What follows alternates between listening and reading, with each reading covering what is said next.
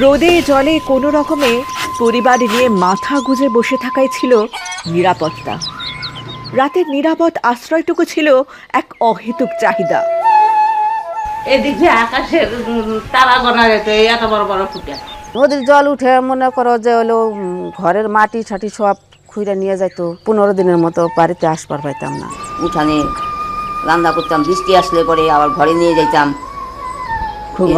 খুবই কষ্ট গেছে। কিন্তু সেসব দিন এখন বিদায় নিয়েছে। এলো পশ্চিমবঙ্গ সরকারের বাংলার বাড়ি প্রকল্প।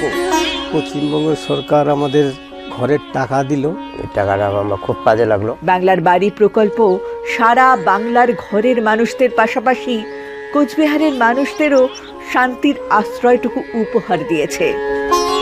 এখন মনে করো সারাদিন এখন যেটাই করি, রাত্রি হলে শান্তি মতো একটু ঘুম আসতে পারি। দিদি আমাকে বাংলার বাড়ির টাকা দিয়েছে, দিদিকে ধন্যবাদ। এটা আমার নিজের দিদি।